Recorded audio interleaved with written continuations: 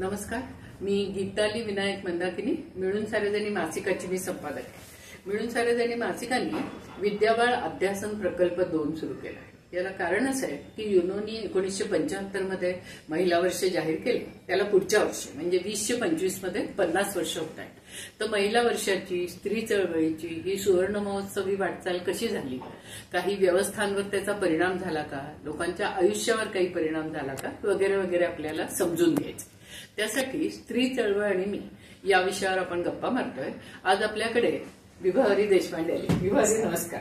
विभावरी, तुम्हाला माहित आहे तसं अभिनय, लेखन, दिग्दर्शन आणि काय काय अशा बऱ्याच गोष्टी तू करतेस. तर मला पहिल्यांदा सांग की तुला स्त्री चळवळ कधी भेटली आयुष्यात? तसं मी डेक्कन इमखाना भागात लहानाची मोठी झाले. माझ्या वडिलांचं डेक्कन इमखाना पुस्तकाचं दुकान होतं. International book service. माझी आई स्वतः लेखिका, समीक्षक, मनीषा दीक्षित. कारण मी नेहमी म्हणते की आईचं नाव बोलत नाही आपण. त्यामुळे घरामध्ये एक वातावरण होतं आणि विद्यार्थ्यांचं नाव खूप लहानपणापासून ऐकत आले आहे. खूप क्लिअरली लहानपणी कळायचं नाही की त्या काय करतात नक्की, पण काहीतरी खूप महत्वाचं आहे हे याची जाणीव पहिल्यापासून होती. आणि मला आठवतंय मिळून सारेजणीच्या मला वाटतं 25व्या वर्षाचं, मला नक्की वर्ष किती ते आठवत नाहीये, पण मी 10वी 11वीत असताना एक कार्यक्रम केला होता. ज्योती सुभाष 10 वर्ष झाल्या म्हणजे मिळून सारेजणीला 10 वर्ष झाली. 10 झाली. अच्छा, हा.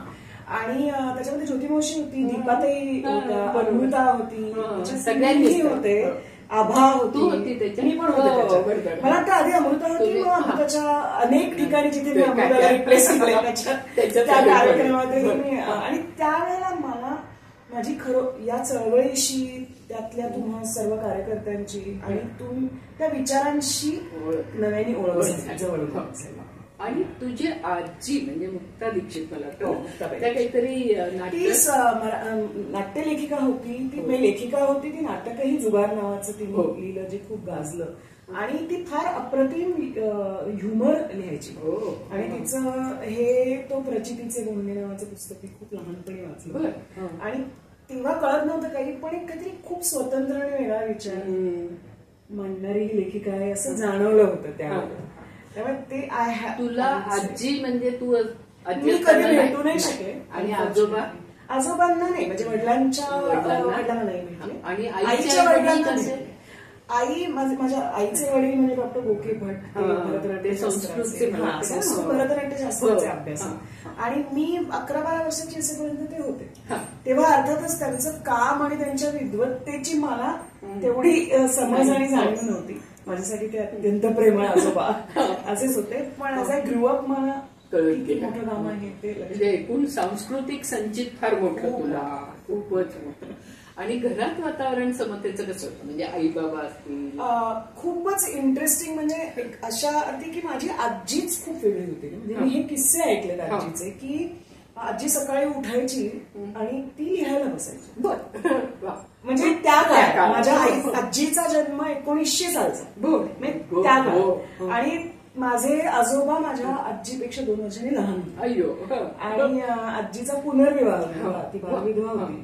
आणि तिथनं हे सगळं सुरू झालं म्हणून मी मागे जाऊन सांगते. ती बालविधवा होती आणि तिचं लहानपणी लग्न लावून दिलं तिच्या इच्छेविरुद्ध अर्थातच. आणि तेव्हा तिचा भाऊ होता, तो या विरोधात होता. आणि बालविधवा झाल्यावर त्यांनी ही टूक अ फर्म स्टँड आणि त्यांनी आजीला घरी नुसतं विधवा म्हणून बसवून न ठेवता बडोद्याला पाठवलं. आणि बडोद्याला आजी BA, MA आणि MPhil झाली. आणि मग त्या काळात ती फिलॉसॉफी. तिचं माहेरचं नाव काय? करंदीकर. ओके. आणि भाऊ म्हणजे आजीचा भाऊ. म्हणजे करंदीकर वगैरे नाही ना? नाही. ओके, ठीक आहे. पण ती बडोद्याला गेली. आणि मग ती पुण्यात जेव्हा आली तेव्हा माझे आजोबा पुस्तकाचं दुकान त्यांनी सुरू केलं होतं. आणि तिथे त्यांची भेट झाली आणि त्यांनी लग्न केलं. अत्यंत काळाच्या पुढे असलेले माझे आजी आजोबा होते म्हणून. आणि त्यामुळे नॅचरली माझे वडील तसेच. माझी आई अतिशय म्हणजे अतिशय वेगळ्या विचाराची, अत्यंत स्वतंत्र व्यक्ती, खूप स्ट्रॉंग आयडियाज आणि विचार आणि व्यक्तिमत्व असलेली होती. तर आणि माझ्या आजी बरोबर ती अनेक वर्ष राहिलेली, त्यामुळे तिचं वेगळेपण, तिचा एक इंडिपेंडन्स, तिची जी मानसिक स्ट्रेंथ होती ती आजीने खूप छान जोपासली. म्हणजे आई मला सांगायची की आजी माझ्या वडिलांना ओरडायची की तीही आत्ता काम करून आलेली आहे, तू पाय पसरून तिला चहा दे, हे दे, ऑर्डर सोडू नकोस, कधी तूही उठ किंवा तुम्ही दोघे उठू नका. आपण म्हणजे आमच्याकडे तेव्हापासून आणि जर ती आली नाही तर माझे आजोबा स्वयंपाक करायचे, माझी आजी नाही करायची, पण ती म्हणायची मी लिहिते. तर त्यामुळे ते घरही तसं, मी तशीच वाढले. आणि मला मोठा भाऊ आहे, तेच मी विचारणार की भाऊ मोठा भाऊ आहे, पण मला कधीच घरात कधीच कुठल्याही प्रकारचं डिस्क्रिमिनेशन सटली पण जाणवलं की तू मुलगी आहेस म्हणून तू स्वयंपाक शिक, त्याचा काही संबंधच नाही. मग आम्ही थोडेसे मोठे झाल्यावर आम्हाला घरात कामं नेमून दिलेली असायची की हे तू करायचं, तू करायचंस. मग आज तू टेबल आवरलंस तर तू पुसायचंस, उद्या हिनी आवरलं तर. हे पहिल्यापासून आमच्या घरामध्ये होतं. माझा भाऊ अत्यंत बुद्धिमान आहे, तो कायम शाळेत पहिला आला, फर्ग्युसन मध्ये होता, मग तो सीओईपीत होता, मग तो ह्याला गेला कॉर्नेल युनिव्हर्सिटी, आयव्ही लीग युनिव्हर्सिटीमध्ये शिकला. आणि मी अकॅडमिकली मी ठीकठाक होते, पण कायमच असं केलं गेलं की वी आर डिफरंटली टॅलेंटेड. आणि त्यामुळे मला त्या प्रकारचं जेंडर बायस कधी अनुभवलंच नाही खरं. त्यामुळे मला असं असतं याची जाणीव व्हायलाच खूप काळ झाला की असं असू शकतं, यालाच खूप मोठा. पण मग लग्नाच्याकडे येत असताना कसं झालं? That is also very interesting. मला असं वाटतं की आपण म्हणजे माझ्या बाबतीत असं झालं की आपण खूप जेव्हा क्लिअर आणि ठाम असतो तेव्हा काहीतरी करून आपलं वातावरण आणि आपल्या आजूबाजूला जोडली जाणारी माणसं पण तशी लकी, पण असं होतच असं नाही, पण what you sick is seeking you असं थोडंसं होतं. आणि मी आणि माझा नवरा आम्ही भेटलो नाटकाच्या ग्रुपमध्ये. आणि त्या अर्थाने ऋषिकेशचं घर त्या अर्थाने अत्यंत त्यावेळी जसं कुटुंबाचं खूप प्रोग्रेसिव्ह, ते मनाने खूप आहेत, पण घराचं स्ट्रक्चर अत्यंत टिपिकल, त्या अर्थाने patriarchal, not in the sense of power play, पण सिस्टीम तशी होती की वडील त्याचे बिझनेसमॅन होते, he was a globe trotter, ते बाहेर असायचे सध्या. आई ऋषिकेशची घरात सासू सासरे, आजे सासूबाई, असं सगळ्यांचं तिने केलं. आणि she is a perfect beautiful homemaker. आणि पण हे सगळं असूनही विचाराचा वेगळेपणा आणि मोकळेपणा आमच्या घरात पहिल्यापासून होता. आणि मी खूप लहानपणी लग्न झालं माझं, दॅट्स ऑल्सो व्हेरी स्ट्रेंज. पण मी 20-22 वर्षाची असताना मॅरिड. आणि मला जॉईंट फॅमिली होती आमची. माझं लग्न झालं तेव्हा मी, माझा नवरा, माझा दीर, सासू सासरे, आजे सासरे, असं आम्ही सगळं एकत्र होतो. आणि त्या घराला तोपर्यंत एका पेट्रियार्कल स्ट्रक्चरची सवय होती. पण माझं लग्न झालं तसं they not only accepted me the way I was, पण त्या घराचं रूप पण थोडं थोडं पाहायला नॅचरली. म्हणजे मला अगदी आठवतंय की पूर्वी आई, ऋषीची आई सतत गरम करून वाढणे हा जो पूर्वीचा होता तो असायचा. मग सगळ्यांचं जेवण संपत आलं ऑलमोस्ट की ती जेवायला बसायची, आणि त्यांचं जेवण झालं की ते खुर्च्यावरून निघून जायचे. आणि माझं लग्न झालं, मी आज स्टार्टेड टेलिंग देम की ती तुम्हाला वाढायचं म्हणून उशिरा बसली ना, तर तिचं जेवण होईपर्यंत तुम्ही बसा, तुम्ही उठू नका. आणि त्यांनी पण कळत न कळत त्या गोष्टी हळूहळू करायला सुरुवात केली. आणि त्यामुळे मला ती पेट्रियार्की तशी सप्रेस करणारी कधीच माझ्या घरात वाटली नाही, आणि अजूनही नाही. अत्यंत आणि व्यक्ती म्हणून स्वातंत्र्य देणार, मग ते पटलं नाही तरी व्यक्ती म्हणून ते स्वातंत्र्य देणार घर. आणि स्पेशली ऋषिकेशची आई तशी, कारण ते सगळ्या कॉन्फ्लिक्ट तिथे होतो की मी आयुष्यभर स्वयंपाक केला पण तू करायला पाहिजे असं नाहीये, आणि तुला जर ते आवडत नसेल तर तू ते करू नकोस. मग तिला ते अनेकदा पटतही नसेल, आवडतही नसेल सुरुवातीच्या काळात, पण तिने कधीच हे केलं नाही की मी केलं तसं तू कर. आणि माझ्या I think it's a very progressive thought. मुलं बाळ, मला मुलगी आहे, ती 19 वर्षाची ती सेकंड इयरला. आणि मला गंमत अशी वाटते की छोट्या छोट्या गोष्टीमध्ये आता या पिढीचा आणि या पिढीतल्या मुलींचा दृष्टिकोन पण फार इंटरेस्टिंग आहे. म्हणजे आता तर ती अशा ह्याच्यामध्ये की ती तिच्या बाबाला उत्तर देते की हे दिस इज व्हेरी पेट्रियार्कल. म्हणजे ऋषिकेश ऍक्च्युली अजिबातच नाहीये. कारण परत तेच आहे की तो पण त्या घरात वाढलेला असल्यामुळे एक माणूस म्हणून एक, कारण मलाही माहिती होतं, माझं लग्न ठरल्यानंतर माझा भाऊ मला म्हणाला की you just too young, how do you know what you want असं. तर त्याही वेळेला मला कदाचित एवढं अनालिटिकली माहित नसेल, पण मला 2 गोष्टी माहिती होत्या. म्हटलं I need an honest friend, आणि मला असा माणूस पाहिजे जो जेन्युइनली जेंडर बायस ज्याच्या मनात नाही.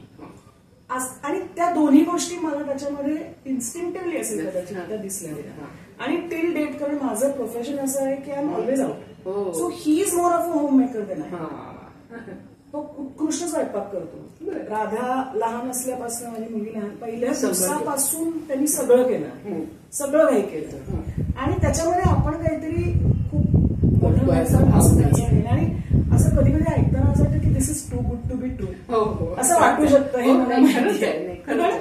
मला असं वाटतं की ती सिस्टीम पण तुम्ही तुमच्या आजूबाजूला बिल्ड करता, आणि ते समहाव फार संघर्ष न करता शांतपणे मला जे म्हणायचं ते म्हणून ते होऊ शकलं. त्यामुळे थोडस तुझं असं होतं का की स्त्री चळवळीविषयी विशेषतः म्हणजे आपण मला आठवतंय अनफॉर्च्युनेटली थोडस असं म्हणजे मला असं झालं, माझा बायस त्या काळात असं झालं, म्हणजे मला अग्रेशनचा थोडासा नको वाटतं. म्हणजे आणि मला थोडंसं इव्हॉल्व्ह झालं, म्हणजे मोठं झाल्यावर हे कळलं की सुरुवातीला तुम्हाला अग्रेसिव्हलीच करावं लागतं, कारण इतक्या त्या पक्क्या सगळ्या सिस्टीम्स असतात की त्यांना भेदायचं तर तुम्हाला संघर्ष आणि तो अग्रेसिव्हच करायला लागतो. आणि आपण ज्या वातावरणात आहोत, आपण जसे आहोत त्याच्यापेक्षा खूप मोठी रियालिटी आहे जी आपण कधी फेस केली नाहीये. त्यामुळे कदाचित मी जी गोष्ट माझ्या आयुष्यात अत्यंत विचाराने आणि शांतपणे मत मांडून झाली असेल तशी ती सगळीकडे होती असं नाहीये. पण मला एक माझी ज्या काळात आपण बोललो त्या माझी ती एक फेज अशी होती की मला इझम म्हणलं की मला कुठलं असं व्हायचं की okay just take it easy. आणि आपल्याकडे फार पटकन टॅग केलं जातं. एकदा तुम्हीच विद्याताई पण म्हणणार, तुम्ही पण म्हणणार की तू जे करते आहेस, तू जे लिहितेस, तू जे बोलतेस ते त्याच्यापेक्षा वेगळं नाही. पण I did never wanted to be tag की ही डावी आहे, ही स्त्रीवादी आहे, कारण मी नुसतं काहीतरी म्हणत तरी तुम्ही स्त्री मुक्तीवाला असं मला वारंवार नाटकाच्या ह्याच्यात बोललं जायचं न करता सुद्धा. मी चळवळीचा कुठल्याच तेच म्हटलं, पण त्यामुळे ते मला नंतर लक्षात आलं की हा त्या एका क्लासिक पेट्रियार्कीतनं आलेलाच विधान आहे.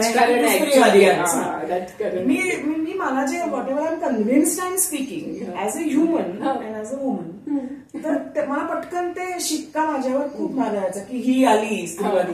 तर त्याचं मला असं होतं की यार मी त्यातनं आलेलं ते विधान होतं. मला त्या विचाराविषयी आणि त्याची किती आवश्यकता आहे हे याच्याविषयी काही पुढे आणि ते दिसत गेलं. कामाच्या बाबतीत कसं वाटतं तुला, म्हणजे तशी तू लहानपणापासून नाटक आणि लेखन आणि परत थोडासा माझा प्रॉब्लेम पण असेल कदाचित की मला फार पटकन काही गोष्टी कॅच होत नाही. म्हणजे मी समजा एखादं नाटक करायला एखाद्या स्पेसमध्ये गेले तर माझा इतका शार्प फोकस असतो की मला हे करायचंय, मला हे करायचंय. मग कधी कधी मला मिळणारे वाईब्स मला कळत पण नाही, असं पण होतं. हे डेफिनेटली आहे की एखाद्या अथॉरिटेटिव्ह सिच्युएशन मध्ये स्त्री असेल की आयदर तिच्याविषयी एक डिस्टन्स क्रिएट होतं किंवा तिच्याविषयी अग्रेशन क्रिएट होतं. हे तर त्याच्याशी डील कसं करायचं. एकदा मी अनेकदा माझ्यापेक्षा खूप वयाने लहान मुलांबरोबर मी I do theatre for children and young adults, त्यामुळे त्यात काम करणारी मुलं पण माझ्यापेक्षा अनेकदा लहान असायची. त्यामुळे एक वयाचं एक थोडंसं हे असायचं. पण जिथे मला तो जिथे जिथे जाणवला तिथे तिथे me it was never very harsh और व्हेरी ऑब्वियस. पण तो जो होता तो मी कसा परतवायचा तिथपर्यंत ट्रेनिंग माझं आपोआप झालेलं आहे. प्रोफेशनल स्पेसमध्ये हे तर आहेच की स्त्री लेखिका कमी आहे, स्त्री दिग्दर्शिका कमी आहे. स्त्रियांविषयीचे सिनेमे पण मेल गेज मधनं आणि मेल गेज पेक्षा पुरुषाच्या दृष्टीतनं केले जातात. आणि दरवेळेला ही चर्चा होते की पण बायका लिहितच का नाही. आता तोच प्रयत्न मीही करते. मी खूप लहान असल्यापासून गौरी देशपांडे, सानिया, या मेघना पेठे, हे या स्त्री लेखिकांविषयी त्यांचं काम वाचत वाचत मोठी झाले. आणि मला ते खूप शार्पली जाणवतं की स्त्री ज्या एका दृष्टीने लिहू शकते तसे पुरुष नाही लिहू शकत, कितीही कम्पॅशनेट आणि सेन्सिटिव्ह पुरुष असेल तरी. त्यामुळे मला आताच्या प्रोफेशनल स्पेसमध्ये हे वारंवार जाणवतं की जितक्या बायका लिहित्या होतील किंवा अथॉरिटेटिव्ह पोझिशन मध्ये जातील, दिग्दर्शिका होतील किंवा त्या सिस्टीमच्या टॉप एंडला होतील, तितकं त्यांची स्पेस व्यक्त होणारं काम केलं जाईल. It's not easy. It is definitely. Glass सिलिंगचा मुद्दा तुमच्या इकडे पण आहे, निश्चित आहे. पण ज्या स्पेसमध्ये मी आहे तिथे आता तर असं की अच्छा तू if you're a woman writer you are in demand. They may not pay you as much. म्हणजे पुन्हा ते आहे, ते आहेच. पण त्याविषयी जास्ती होत नाही कारण कुठे की मग मी नाही देणार, फार ओव्हरटली नाही चर्चा होत. कारण एस्पेशली पैशाचा मुद्दा येतो तेव्हा इतकं ते क्लोज क्वार्टर्स मध्ये असतं. Nobody knows getting paid. चर्चा नाही अशी होत की तुला किती पैसे मिळाले, मला किती मिळाले, अशी चर्चा नाही होत. आणि आता इट्स चेंजिंग. पण मला असं वाटतं ते आत जे डीप रुटेड आहे ते जायला फार वेळ लागणार. आणि ते बायकांनी त्यांचे मुद्दे मांडले आणि त्यांची क्रिएशन्स करत राहिले, नाटक असेल, सिनेमा असेल, कथा असतील, तरच ते होईल किंवा होऊ शकेल. म्हणजे एकीकडे असं म्हणायला हरकत नाही का की आता तुला जास्तीत जास्त स्त्री चळवळीची गरज कळायला लागली. निश्चित. आणि मग त्या चळवळीचं स्वरूप वेगवेगळं असू शकतं हे मला आता कळलं आहे. आणि म्हणून तुझ्या कामात तू जास्ती त्याविषयी. तर तुम्हाला सांग की एकूण तुमचं म्हणजे सगळं नाटकाचा प्रवास सांग की लहान मुलांचं जे नाटक ग्रिप्स थिएटर त्याचं. म्हणजे मी आता 86 सालापासून ग्रिप्स थिएटर ही चळवळ आपल्याकडे मुलांची सुरू झाली. मोहन आगाशांनी ती 86 साली भारतात आणली. आणि जर्मन थिएटर मुव्हमेंट आहे ज्याच्यामध्ये लहान मुलं म्हणजे चिल्ड्रन आणि यंग अडल्ट्स यांना केंद्रस्थानी ठेवून नाटक केलं जातं. त्यांचे प्रश्न, त्यांचं विश्व कसं नाटकातून उलगडेल, प्लस ऑफकोर्स एंटरटेनमेंट हा आहे, पण मुळात इश्यू बेस्ड थिएटर आहे. आणि 86 सालापासून आपल्याकडे ते होत आहे.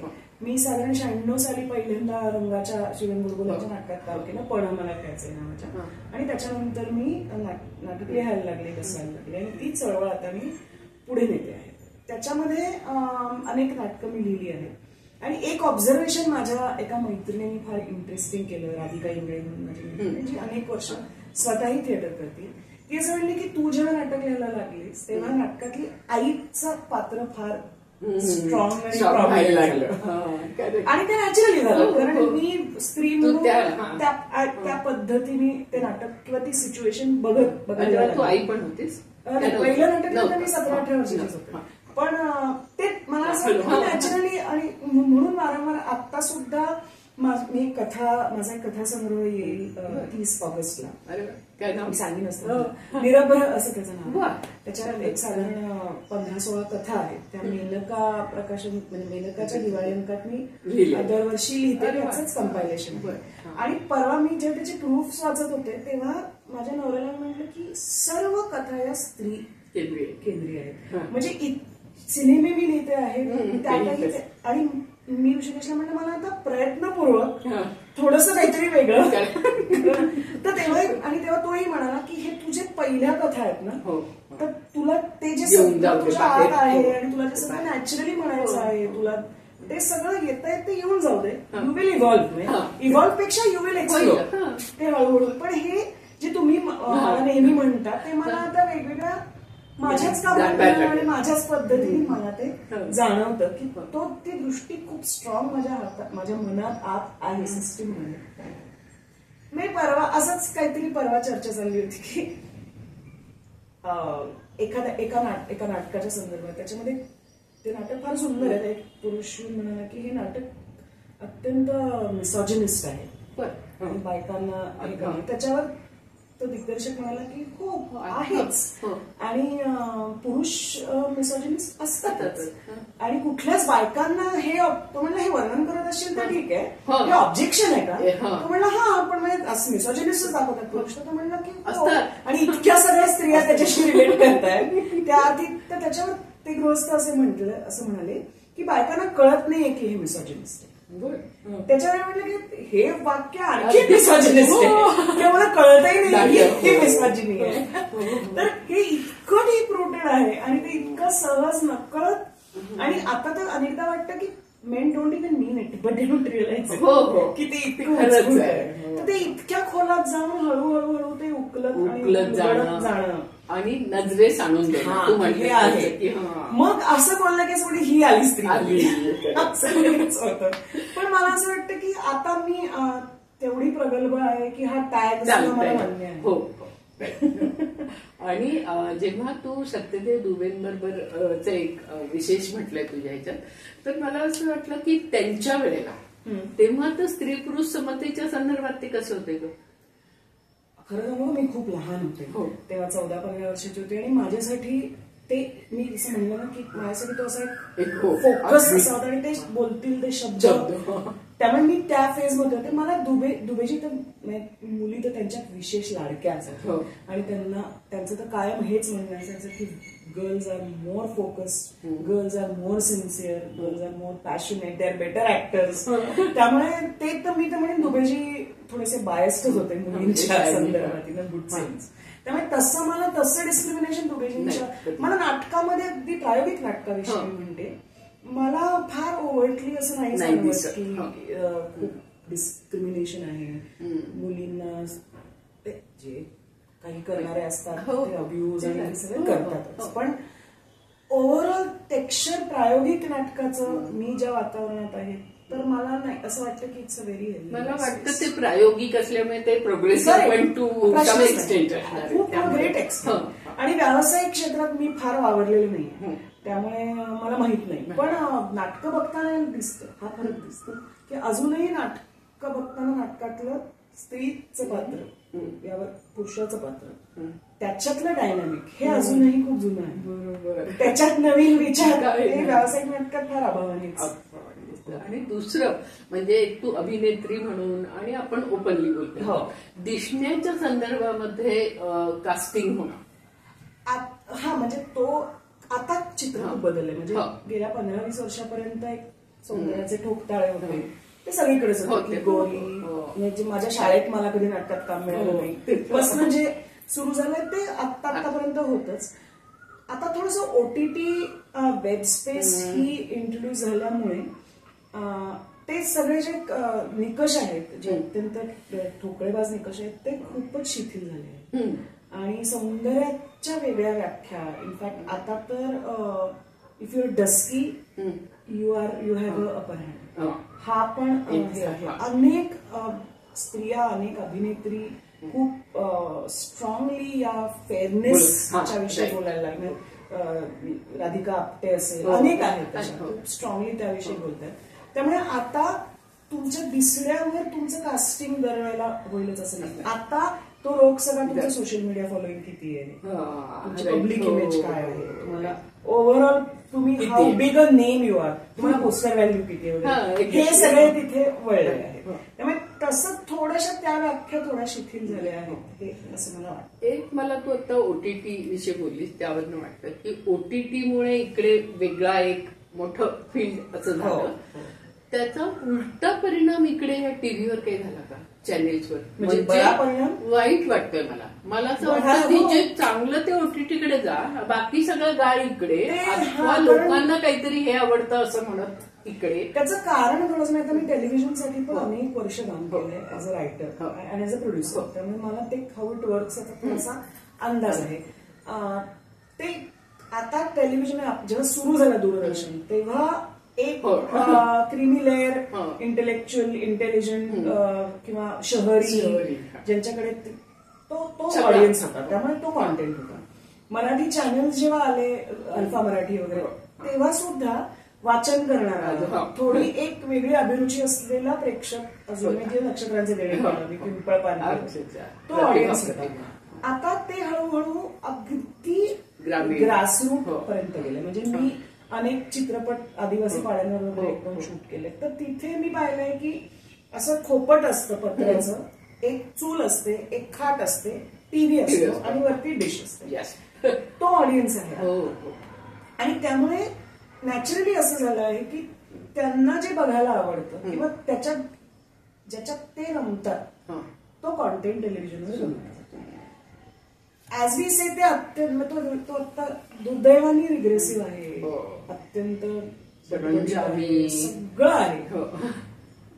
तरी सुद्धा मी टेलिव्हिजन माध्यमाचा एका वेगळ्या पद्धतीने विचार करते की त्या एका दृष्टीने ते सामाजिक अभिसरण होण्यासाठी तो खूप एक मोठा हे आहे आणि टप्पा आहे. टप्पा आता त्याच्याशी आपल्याला रिलेटेबिलिटी मिळणार नाही. पण मी अनेकदा पिच करण्यासाठी बघते ना सिरियल्स काय, तर सोनी मराठीवर उदाहरणार्थ अशा काही सिरियल ज्याच्यामध्ये अत्यंत स्ट्रॉंग फिमेल कॅरेक्टर जी विक्टिम आहे आधी आणि विक्टिम टू विक्टर तिचा प्रवास कसा होतो, ती घराला कशी सपोर्ट करते, ती कशी शी टर्न्स आउट अॅन अचिव्हर, अशा पद्धतीने त्या अर्थाने मग त्याची मांडणी पटपटीत आणि थोडीशी अशी सगळी असेल. पण अशा विषयांकडे जाण्याचा कल आहे.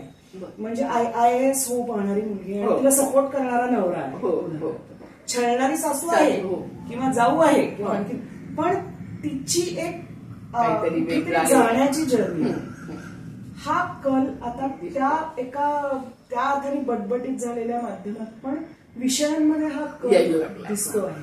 आणि I think it's a very important step. आणि हळूहळू तो ऑडियन्स पण इव्हॉल्व्ह होईल त्या अर्थाने असं मला वाटतं. कारण आता तो क्लिअर डिवाइड आहे की मी स्वतः मला पिच करायचं असेल तेव्हा बघते, मॅडम टीव्ही पण आणि आपण सगळे OTT बघतो. नाही मी तो जास्ती बघते. मी सिरियल आता म्हणजे मला सॅच्युरेशन झालं नाही, म्हणजे मला होतं बंद म्हणजे डोक्यावर परिणामच होतो. पण मी त्या म्हणजे काय होतं की जास्ती लोक जे बघतायत ते आपल्याला माहिती पाहिजे ना काय बघतायत मुळात, आणि मग का बघतायत त्याकडे आपण जाऊ शकतो. आणि मला असं वाटतं की हा वेळ आणि ही प्रोसेस होणं आवश्यक आहे.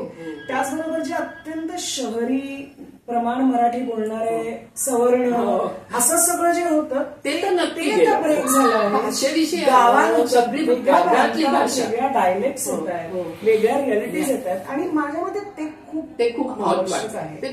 त्यामुळे ही इट्स अ जर्नी. तुला स्वतःला टीव्ही, नाटक आणि सिनेमा या 3 मध्ये मला वेगवेगळ्या कारणांसाठी वेगवेगळ्या गोष्टी आवडतात. नाटक तर मला असं वाटतं की नाटकाशिवाय तुम्ही ग्रोच होऊ शकता. नाटक आत्ताही मी एक नाटक करते तर मला रोज माझ्यासाठी it is a new learning. आणि तुम्हाला तुमची शस्त्र सगळी जर सतत परजायची असतील तर नाटकासाठी दुसरं माध्यम नाही आणि त्याला पर्याय नाही. अनफॉर्च्युनेटली आता अनेकदा नाटक हे स्टेपिंग स्टोन सारखं बघितलं होतं की आधी नाटक करून सिरियल करूनच सिनेमा. मला हे मान्य आहे की तुम्ही केवळ नाटक करून जगू शकता, कारण आर्थिक गणित त्याचं खूप वेगळं आहे. तुम्हाला यू हॅव टू सर्व्हाइव्ह. त्यामुळे त्या आर्थिक गणितासाठी टेलिव्हिजन हा खूप उत्तम हे आहे. लेखकासाठी टेलिव्हिजन हे माध्यम अतिशय चॅलेंजिंग आहे. आणि कालच मला कोणीतरी विचारलं की अशी कशी तू इतक्या फास्ट कशी लिहितेस, म्हणजे मी टेलिव्हिजनसाठी लिहिलंय त्यामुळे मला सुचत नाहीये वगैरे, मला अलाउडच नाही. उद्या शूटिंग आहे आणि परवा टेलिकास्ट आहे. तर तुम्हाला कुठल्याही अत्यंत बाह्य गोष्टींच्या चौकटीत बसणार आणि तरी सुद्धा ते उत्स्फूर्त वाटावं, इंटरेस्ट एंगेजिंग वाटावं असं लिखाण तुम्ही फक्त टेलिव्हिजनमध्ये करू शकता. त्यामुळे टेलिव्हिजन हे माध्यम लेखकासाठी फार महत्वाचं आहे. कलाकारांसाठी की ज्याला रावत नाही, फुल टाइम ऍक्टर जो आहे त्या कलाकाराला त्याची ब्रेड अँड बटर उत्तम माध्यम आहे. एका एंटरटेनमेंट, मनोरंजन आणि काहीतरी बघायचं आहे अशा एका मोठ्या प्रेक्षक वर्गासाठी ते माध्यम खूप. अभिनेत्री म्हणून ते माध्यम मला माझ्या प्रकृतीला मानणार नाही. प्रकृती इन अ मेंटेन की मी रोज 25 दिवस 12-13 तास तीच गोष्ट वर्षानुवर्ष मी नाही करू शकत. प्लस माझ्या गेल्या 20 वर्षांमध्ये माझी मुलगी लहान असताना मला मुंबईत तिला हे काही पर्सनल चॉईसेस पण होते आणि that medium as an actress doesn't excite me म्हणजे काहीतरी असं आलं तर मी कधीच करणार नाही असं काहीच नाही. आणि चित्रपट मला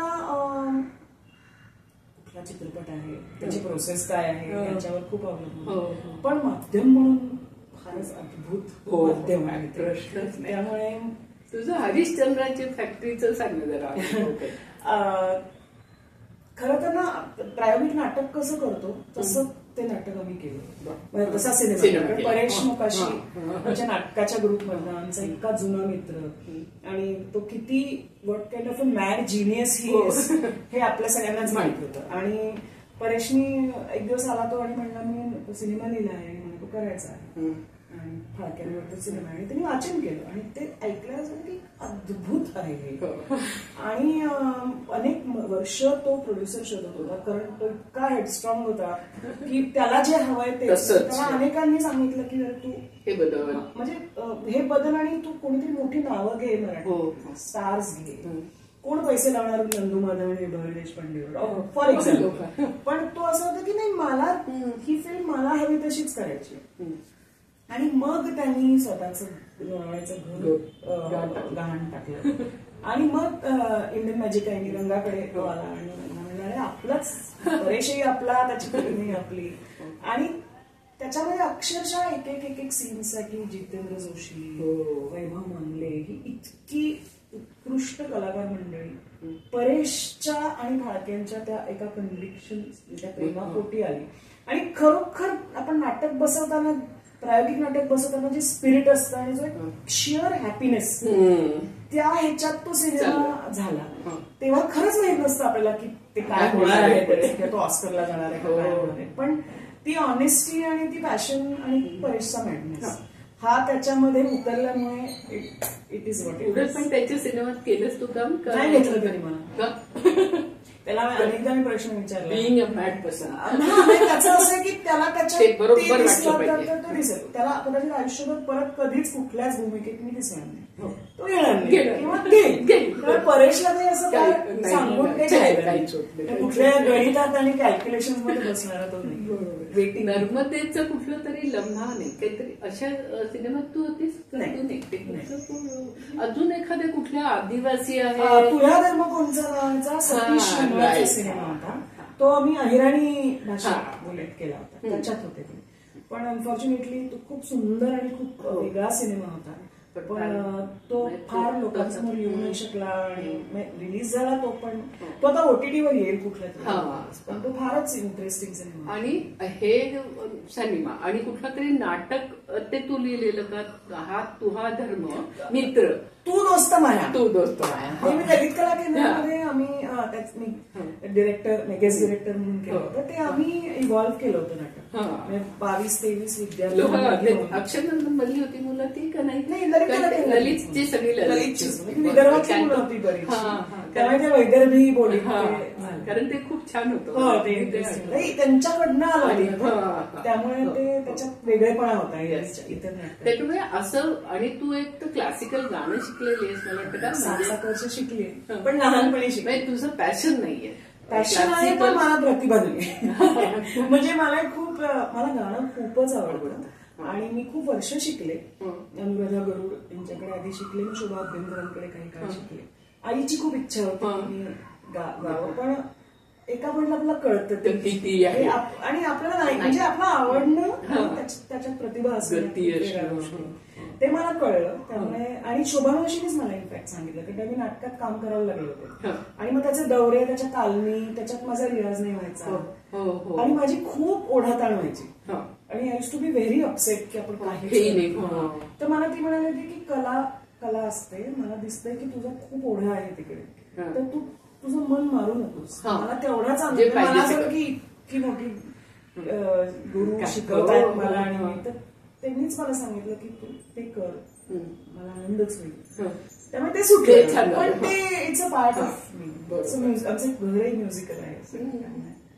आणि ऋषिकेश तुझं या सगळ्या म्हणजे अभिनयाविषयी, लेखन याच्याविषयी किती असं बोलणं होतं, खूप वादावादी होते किंवा खूप वादावादी खूप नाही होत, पण त्याचा कायम एक interesting thing about him is त्याच्याकडे एक खूप वेगळा दृष्टिकोन आहे आणि अत्यंत परखड आणि ऑब्जेक्टिव्ह दृष्टिकोन आहे. म्हणजे खूप जग कौतुक करताय समजा फॉर एक्झाम्पल की अरे काय काम केलं सर, तो चटकन मी त्याला तो काहीच बोलत नाही. मी त्याला विचारलं कसं वाटतं, म्हणतो की एवढं तर तू करतेस. तर त्याच्याकडे he knows me so well ना इतकी वर्ष आम्ही, तर त्याच्याकडे दृष्टिकोन खूप वेगळा आहे आणि तो अत्यंत परखड आहे त्या बाबतीत. त्यामुळे आणि त्याची खूप स्ट्रॉंग मतं असतात, पण तरी सुद्धा समजा मी म्हंटल की मला नाही हे करायचंय किंवा मला हे करायचं आहे, तर धीस इज ओके. आणि तरी तो तितक्याच बरोबर गंभीरपणे माझ्या, मी आता फॉर एक्झाम्पल मी प्रायोगिक नाटकासाठी 2 महिने वेळ काढला आहे. तर आता मी ज्या 1 दशलक्ष गोष्टी करते त्याच्यात it's not a very practical thing for example, पण जेव्हा ती चर्चा करी म्हणलं तो म्हणला तुला गरज वाटते ना आता ह्याची, तू ते कर, बघू कसं करायचं. त्यामुळे आणि तोही याच क्षेत्रातला असल्यामुळे आता मी एक सिनेमा लिहिते जो तो डिरेक्ट करणार आहे. तर तसा आमचा खूप गिव्ह अँड टेक आहे आणि तशा आमच्या लाईन्स पण क्लिअर आहेत. म्हणजे मी नाटक लिहिलं आणि तो बसवत असेल तर तो मला म्हणतो तू तालमीला पण येऊ नकोस, मी सांगितलं की तू तालमीला, आणि तोपर्यंत ते डिस्टन्स आणि तो रिस्पेक्ट कसा मेंटेन करायचा हे somehow we have managed it. त्यामुळे तसा कॉन्फ्लिक्ट नाहीये, पण कायम ती नजर आणि मी काय करते याच्याविषयी त्याला सजग असणं, त्याविषयी त्याचा ओपिनियन असणं, तो मांडण्याची स्पेस त्याला आहे, तो न ऐकण्याची स्पेस मला आहे. फारच खरंच वाटतं असू शकतं, म्हणजे आय नो की अशा गोष्टी असतात. म्हणजे आणि मला त्याच्यामध्ये आमच्या दोघांच्या बाबतीत असं वाटतं की just because we are partners, ते जे ओनिंग इच अदरचा आग्रह आणि हट्ट असतो तो आमच्या दोघांमध्ये अजिबात नाही. त्याच्याने खूप गोष्टी सोप्या होतात. म्हणजे परवाच अशी एक चर्चा, गमतीत सुद्धा अशी चर्चा झाली की कोणीतरी मला जेवायला बोलवलं फोन करून आणि सांगितलं की तो ऋषिकेशला घेऊन ये. तर मी म्हटलं मी निरोप सांगते, मी घेऊन नाही येऊ शकत, एवढं काय त्याच्यामध्ये. म्हणलं नाही, मी सांगितलं तर त्याला यायचं नसेल तर तो येईल सुद्धा, पण मी त्याला त्याच्या वतीने मी तुम्हाला नाही हे सांगणार की मी त्याला घेऊन येते. इट्स अ स्मॉल थिंग, पण ते आणि तोही हे करत नाही. तो म्हणतो मी विभाला निरोप सांगतो, तिचं काय आहे मला माहित नाही, तिला वेळ असेल तर ती कदाचित येईल, मी कळवतो. आणि हे खूप ऑर्गॅनिकली होतं आणि मला वाटतं की this is a very small thing, पण तरी सुद्धा ते इंडिकेट्स की आम्ही त्या अर्थाने एकमेकांना ओन करण्याची किंवा पझेस करण्याची गरज नाही वाटत. त्यामुळे असं वाटतं की ठीक आहे, we agree to disagree on so many thing. इतके भिन्न स्वभावाच्या, विचाराच्या, पॉलिटिकल आयडियोलॉजीच्या अत्यंत भिन्न आहे. किती वाटतं, खूप बनतो त्यात, खूप बनतो. आणि माझी मुलगी आता त्या ह्याच्यात येते ना हळूहळू, तर ती कधी इकडे कधी तिकडे असते, she is trying to figure out. मग कधीतरी ती माझ्या बाजूने त्याच्याशी म्हणते, कधी त्याच्या बाजूने माझ्याशी म्हणते. त्यामुळे हे आमच्या म्हणजे हे डावं उजवं आहे, डावं उजवं आहे मेनली. मी डाव लेफ्ट इन्क्लाइंड आहे. तो I won't say he is right, but तो थोडा दिसतो राईट इन्क्लाइंड. आणि तो ऍक्च्युली त्याला पॉलिटिकल इन्साइट खूप जास्त आहे त्याच्यापेक्षा, त्याचा अभ्यास जास्त आहे, त्याचा विचार जास्त आहे. पण काही फंडामेंटल गोष्टी आमच्या थोड्याशा वेगळ्या, आणि ते आम्हाला गेल्या आणि आपल्या सगळ्यांनाच गेल्या काही वर्षात ते जाणवलं आणि ते खूप एव्हिडंट आणि पाल्पेटिंग आहे. तर ते थोडासा आम्हाला स्ट्रगल थोडा करायला लागतो. ओके, आपण दिस विल नॉट गेट पर्स. मला असं वाटतं की तुझी मुलगी जेव्हा त्याला म्हणते की बाबा पेट्रियार्कल आहेस तू, तर तेव्हा त्याची रिॲक्शन काय होते. मला ऋषिकेश स्वतःला फार पुरुषवादचा पोटेन्शियल लेखक वाटलेला आहे. तुला मी एक दोन म्हटलं पण होतं. तर तेव्हा त्याची रिॲक्शन कशी असते आणि तुझ्या लक्षात येतं का, अरे तिच्या लक्षात आले, माझ्याही लक्षात नव्हतं आलं. हो, अनेकदा असं होतं. म्हणजे फॉर एक्झाम्पल परवा काहीतरी झालं आणि ती म्हणाली की हे होमोफोबिक आहे बाबा, तर त्याला ते जार्गन्स वापरले की थोडे अशी इनिशियल रिॲक्शन होते त्याची, पण ही थिंग्स अबाउट इट. आणि त्याला एकीकडे कुठेतरी ते थोडंसं डिस्टर्बिंग वाटतं, पण कुठेतरी त्याला ही ऑल्सो व्हेरी प्राऊड की आपली मुलगी एक वेगळा विचार आणते. तो आपल्याला पटेल न पटेल वेगळी गोष्ट ते वेगळं आहे, आपण त्याची सिंक होऊ न होऊ वेगळी गोष्ट आहे, पण she is bringing in a thought. म्हणजे ती खूप ती अत्यंत परत स्त्रीला ती असं म्हणाले टू अर्ली टू से, पण खूप त्याविषयी ती आग्रही आहे, खूप वोकल आहे. आजकाल या मुलांकडे शब्दही खूप असतात, they can say what they want to say. तर ती खूप आणि तावातावानी ती भांडते बोलते. तो कधी कधी रिॲक्शन थोडीशी इमोशनल होते त्याची, कारण बाप आहे, पण तो खूपच he has a lot of width for a very different opinion. एवढं नक्की. आणि ते खूप महत्वाचं. फारच महत्वाचं. नाहीतर we would not have survived. We are so different. इतके मुळात आमचा कोर अनेक गोष्टीत वी आर एक्झॅक्ट आयडिओलॉजी, आयुष्याबद्दलची फिलॉसॉफी, मुलांबद्दलची पॅशन, हे सगळं आमचं एकच आहे, पण खूप वेगळे आहोत स्वभावात. आता पुढे काय काय तुला विशेष करावं असं वाटतंय? आणि खूप असे विचार आहेत, पण मला ऍज अ सिनेमा लिहिणं म्हणजे as a film screen writer मला स्वतःला डेव्हलप करायचं आहे. लिखाणाची वेगवेगळी माध्यमं मला आता मला खूप कथा मला कादंबरी लिहायची वाटते, ते मला करण्याची इच्छा आहे. मला PhD करण्याची इच्छा आहे. कशात? I am still figuring out, पण काहीतरी सायकॉलॉजी आणि थिएटर असं काय, पण हे अगदी फ्रेश माहित नाही मला ते जमेल की नाही वेळेवाईज, पण इच्छा ही आहे. आणि अभिनेत्री म्हणून अगदी खरं सांगायचं तर I mean a huge struggling phase. कारण तुम्हाला आत्ताची स्टेज अशी की तुम्हाला जर करायचं असं असेल तर खूप काम, पण तुम्हाला जे काम मनापासून करायचं ते हवं असेल तर इट इज व्हेरी डिफिकल्ट. कारण खूप कॉम्पिटिशन आहे आणि तुम्ही नॅशनल लेवलवर, आता हिंदीत मी बऱ्यापैकी काम करते, तर तुम्ही स्ट्रेट अवे तुमची कॉम्पिटिशन नॅशनल लेवलवर.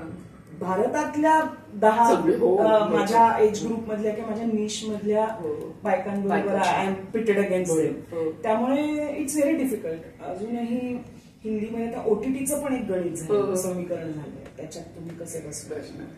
त्यामुळे तो एक खूप स्ट्रगलचा मोठा माझा प्रॅक्टिकल आणि मानसिक फेज आहे. पण आय थिंक आता with age I am little more patient की ठीक आहे आता मी जे करते आहे त्याच्यातनं मला काय मिळतं आहे, त्याच्यातनं मी how can I grow as an artist and as a person. तो दॅट इज द सर्च. हे मला खूप वाचायचंय, खूप फिरायचंय, खूप बघायचंय, खूप लिहायचंय. आणि प्रेक्षकांविषयी काय म्हणशील? कारण तू तशी परफॉर्मिंग आर्टिस्ट. मला कधी कधी ना फार गंमत प्रेक्षकांची पण अशी वाटते की आपल्याकडे अजूनही with so much of exposure अजूनही भले भले लोक असं म्हणतात की अरे विचार करायला लागत नाही, बघताना मजा आहे, किंवा डोकं बाजूला ठेवून बघतो. तर मला असं वाटतं की तुम्ही नका असं म्हणू. आणि आता तर तुम्हाला एक इंटरनॅशनल एक्सपोजर आहे. म्हणजे ज्या पद्धतीने वर्ल्ड सिनेमा आता ऍक्सेसिबल आहे आपल्याला, अमेरिकन टेलिव्हिजन आहे, आउटस्टँडिंग टेलिव्हिजन अमेरिकन टेलिव्हिजन, तर तुम्हाला हे एक्सपोजर मिळतं आहे, तुम्हाला हे ऍक्सेसिबल आहे, जे आधी नव्हतं. नॅशनल फिल्म आर्काइव्हला कधीतरी आठवड्यात एकदा एक ग्लोबल सिनेमा बघायला मिळायचा. आता it's on your finger tips. तरी तुम्हाला ते नको आहे आणि तरी तुम्हाला अजून एक रिग्रेसिव्ह कॉन्टेंट बघायचं आहे. शिकलेल्या त्या अर्थाने इव्हॉल्व लोकांना. तर मग सिनेमा कसा प्रोग्रेस होणार, मराठी नाटक व्यावसायिक नाटक कसं प्रोग्रेस होणार. अजूनही तुम्हाला माइंडलेसली तर मला I am not saying they are mindless, पण ऑफकोर्स दे आर नॉट, पण तुमच्या बघण्याचे पण पॅटर्न्स बदलायला काय हरकत आहे. का तुम्हाला त्रास होईल असं काही बघायचं. तर तो मला एक म्हणजे जो मराठी प्रायोगिक नाटकाचा ऑडियन्स आहे पुण्यातला, की जो किती वेगळ्या प्रकारचं नाटक बघतो आणि मोठा ऑडियन्स, बॉक्सला ज्योत्स्नामुळेला जर गर्दी बघितली असेल ना की वाव, तर तोच ऑडियन्स का नाही आता एक्सटेंड होते ऍक्सेसिबिलिटी असून. तर का नाही, जे तुमचं ठरलेलं ते हलवेल असं का तुम्हाला नाही बघायचं. कारण हा मला प्रश्न नेहमी पडतो की why don't you want to move from what is happening. का तुम्हाला अजून बायोपिक्स बघायचे, म्हणजे बायोपिक्स करू नका असं नाही, पण नॉस्टॅल्जियाच्या बाहेर का नाही यायचं, नवीन थॉट काय आहे ते का नाही बघायचं, नाही तर संपून जाईल ना. हे सगळे बायोपिक्स किंवा या कलाकारांविषयी असलेली पिढी संपली माझ्या बरोबर. माझ्या पुढच्या पिढीला काहीच नाही त्याच्याशी, मग वेअर विल वी गो. तर तो मला कलाकारांविषयी हे वाटतं की आम्ही का नाही शोधत, आम्ही का अजून अडकतोय, आम्ही का नाही अजून अडकतो काहीतरी वेगळं. तर तो सर्च मला ना सर्च कमी वाटतो, प्रेक्षकांचा पण आणि कलाकारांचा शोध नाही आहे ते मस्त कम्प्लेसंट काहीतरी आहे, तो मला प्रॉब्लेम वाटतो सगळ्यांचा. तुझ्या शोधाला खूप शुभेच्छा. वेगळ्या छान वाटलं. थँक्यू.